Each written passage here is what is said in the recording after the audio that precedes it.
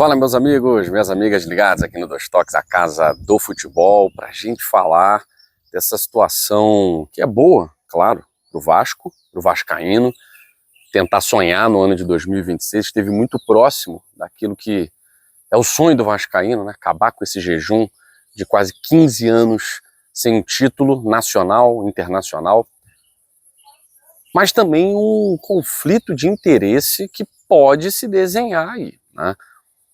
Vocês sabem muito bem que o Palmeiras hoje é comandado pelo grupo Crefisa. José Roberto Lamáquia, Leila Pereira, que são casados, né? São donos do Banco Crefisa.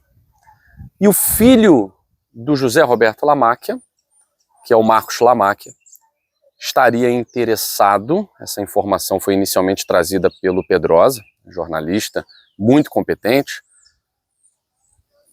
E o Pedrosa trouxe a situação de que o Marcos Lamáquia estaria interessado em comprar o futebol vascaíno, comprar a SAF do Vasco. Seria o último ato de Pedrinho. Pedrinho tentou isso no ano passado, essa aproximação com o grupo que comanda o Palmeiras. O dono do grupo Crefisa se interessou, mas divergências nos pagamentos acabaram afastando essa possibilidade e o Vasco ficou sob o comando da parcela associativa. Mesmo com todos os problemas, quase deu para o Vasco ser campeão. Mas o torcedor sabe que com o faturamento, com a recuperação judicial, ainda assim o Vasco estaria muito longe de competir, não vou nem dizer em pé de igualdade, né? Mas de competir com o bloco de cima do Campeonato Brasileiro, que se resume a 7 clubes, né, atualmente. Além de Flamengo, Palmeiras, Botafogo, Cruzeiro, Fluminense, entrou ali o Mirassol, né, mas a gente tem o Bahia, e por muitas vezes o São Paulo, às vezes o Corinthians, né?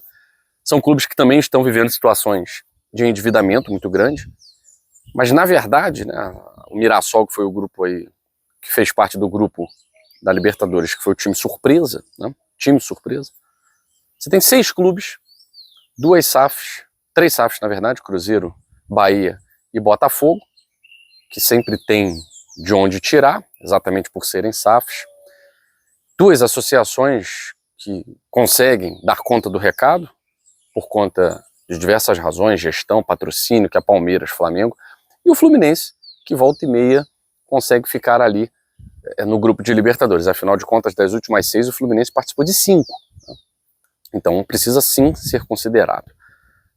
O Vasco não tem condição de competir com esses clubes, com esses 6 que eu citei, né? Ele não tem condição. A compra do futebol por parte do Lamáquia, do Marcos Lamáquia, seria uma sobrevida. Seria uma sobrevida. Não é a garantia de sucesso. Afinal de contas, vimos isso com Bahia no primeiro ano, sendo SAF, brigou para não cair. Cruzeiro, no primeiro ano, como SAF, conseguiu uma vaga na Sul-Americana, né, nada extraordinário. Esse ano que com o Pedro Lourenço a coisa andou mais, né? No ano passado também não conseguiu, mesmo sob o comando do Pedro Lourenço. O Cruzeiro pegou a Sul-Americana novamente, né?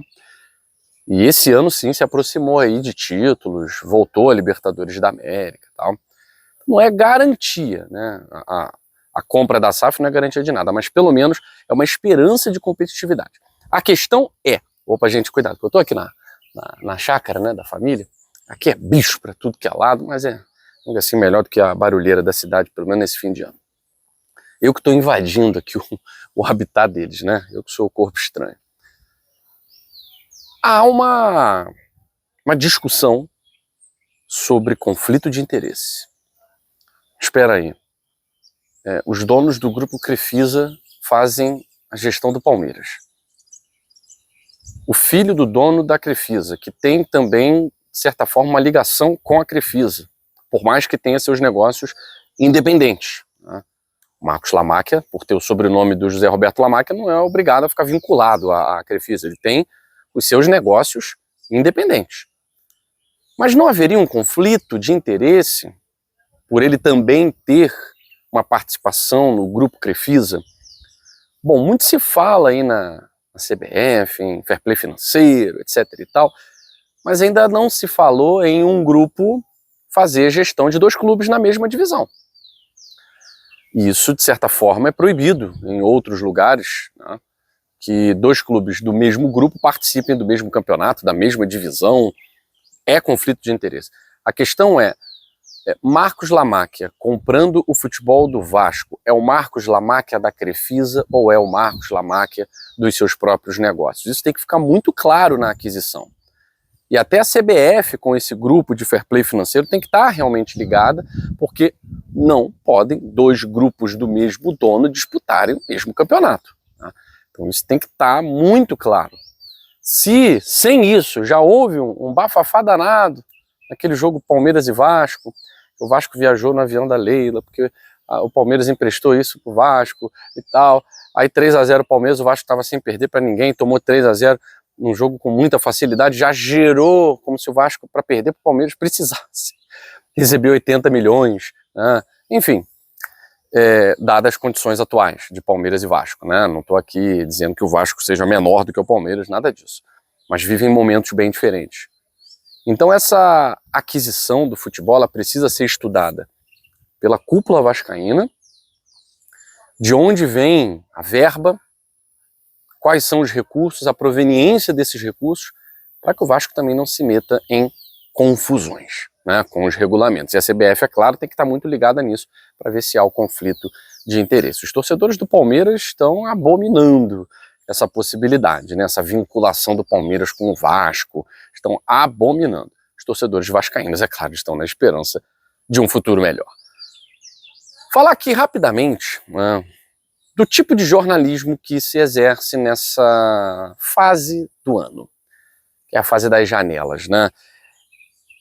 É assim, rende o clique, rende o engajamento quando você coloca um cara lá na capa, né, no título do vídeo, ali na thumb.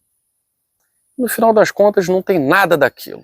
É o que mais tem esse tipo de conteúdo na internet. Eu me incomodo com alguns jornalistas que servem como garotos de recado, e algumas jornalistas que servem como meninas de recado, de empresário. A gente sabe, empresário é fonte? É fonte. Empresário também é fonte jornalística, tá? Mas alguns jornalistas parece que têm esse modus operandi de fazer informação, tá? É pegar empresário, cavada de empresário, pau-mandado de empresário. Ó, a gente quer aumentar o contrato do fulano com o time tal. Você poderia criar uma notícia aí dizendo que o time X está interessado, que o negócio já está quase consolidado. Eu vou dar hoje aqui o exemplo do Jorge Nicola, né, que obviamente é um jornalista com muitas credenciais. Muitas credenciais.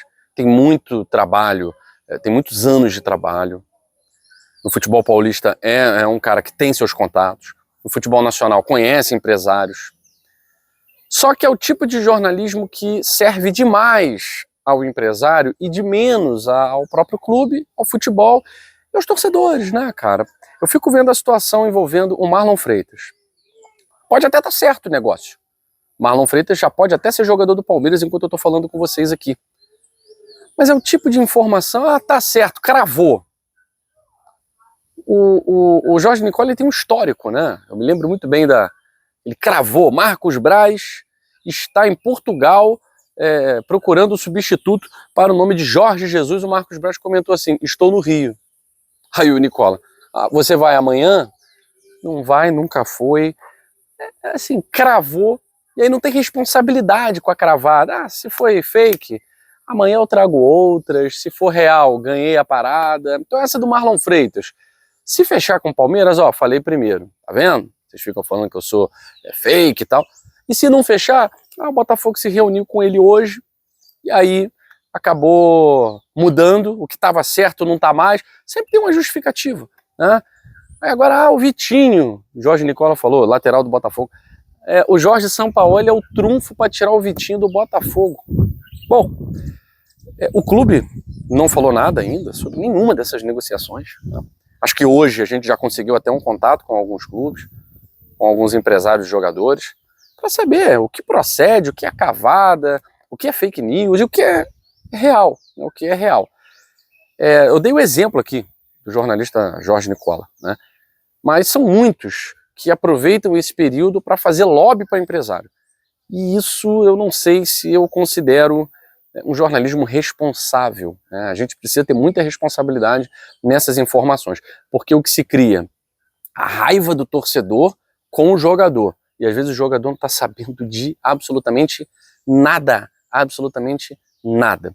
Enfim, a gente está acompanhando o mercado da bola e vai trazer tudo para você na segunda edição sobre essas movimentações do mercado, principalmente envolvendo Marlon Freitas, Botafogo, Palmeiras, Atlético Mineiro também está aí anunciando lateral novo que vai se apresentar, o Fluminense zagueiro novo. A gente vai fazer um resumão do mercado da bola na segunda edição aqui no Dois Toques, a Casa do Futebol. Valeu!